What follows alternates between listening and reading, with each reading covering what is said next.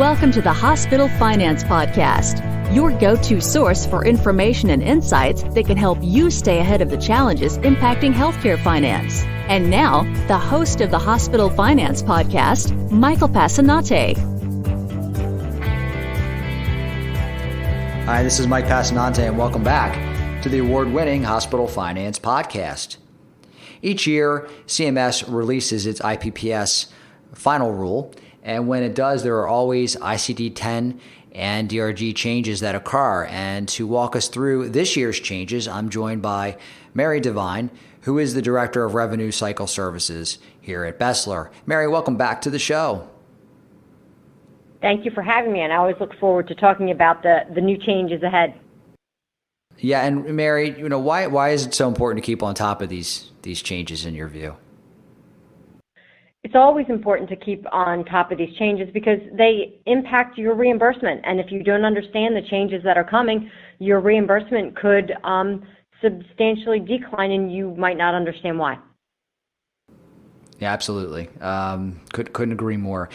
So why don't we do this, Mary? Let's take a look at some of the key changes that happened in 2019 as a result of that rule, and then we'll transition and talk a little bit about some of the things that are now coming up with the 2020 rule being finalized. So briefly just explain for us what happened in 2019.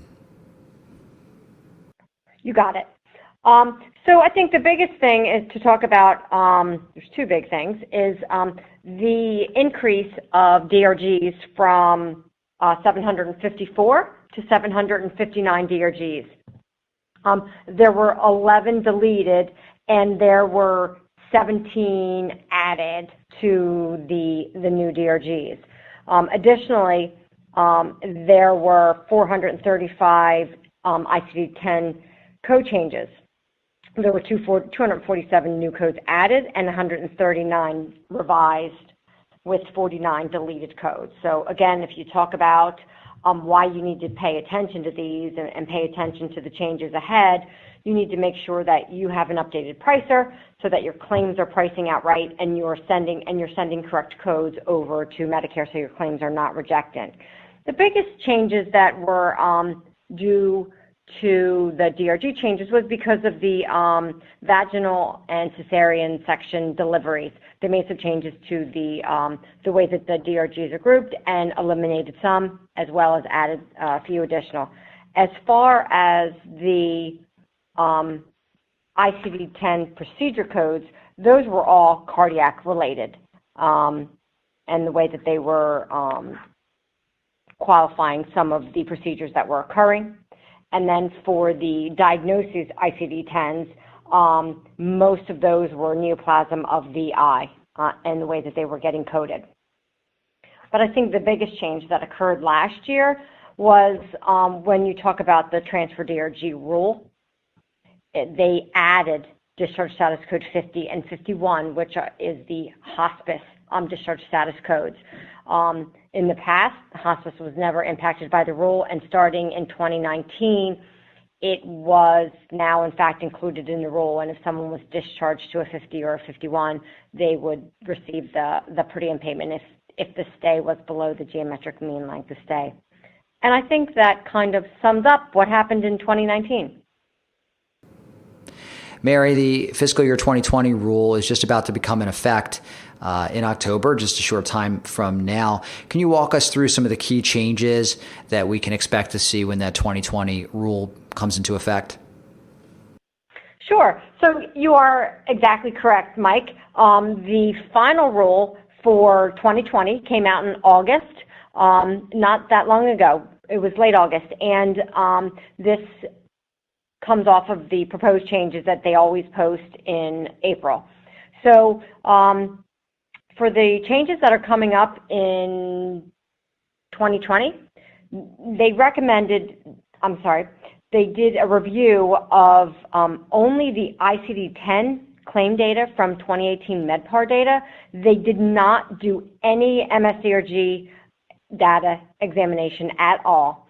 And what they looked at is resource consumption and patient care costs, And so then that is how they determine what DRGs are going to be added, combined, eliminated from the 2020.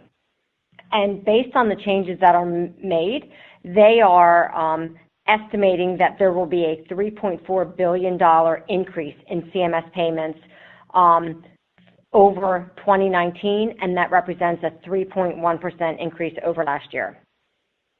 So I think the first thing to highlight is that the DRGs are staying constant for 2020. There were 28 DRGs deleted, and there were 28 that were added in. The specific reason that these DRGs were changed or deleted is due to the peripheral ECMO changes and the transcatheter mitral valve repair with an implant. And then there also were a few changes from the way that they are grouping the pregnancy and childbirth. So those were the DRG changes. As for the ICD-10 codes, for the diagnosis codes, there were 252 codes that were added as it relates to the diagnoses.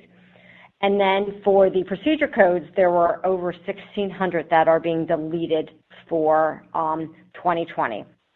And some of those changes are specific to the neoplasms, circulatory system, skin, and subcutaneous tissues, just to mention a few.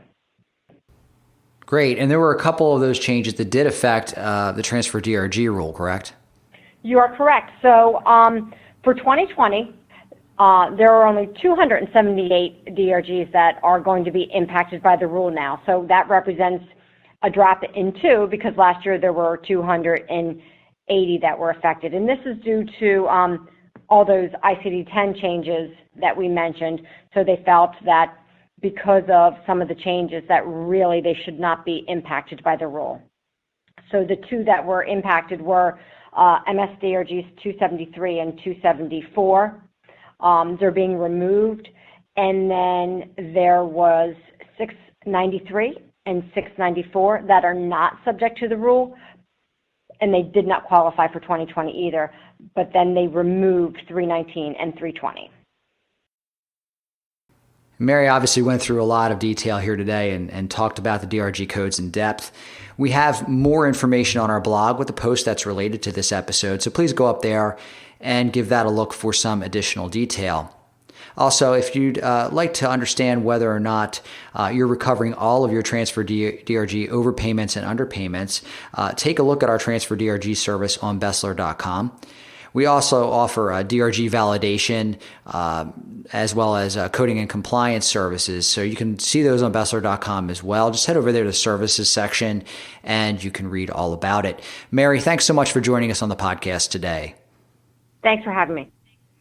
If you enjoy the Hospital Finance Podcast, please head up to iTunes to subscribe and leave us a positive review. This concludes today's episode of the Hospital Finance Podcast. For show notes and additional resources to help you protect and enhance revenue at your hospital, visit BESLER.com/podcasts. The Hospital Finance Podcast is a production of BESLER. Smart about revenue, tenacious about results.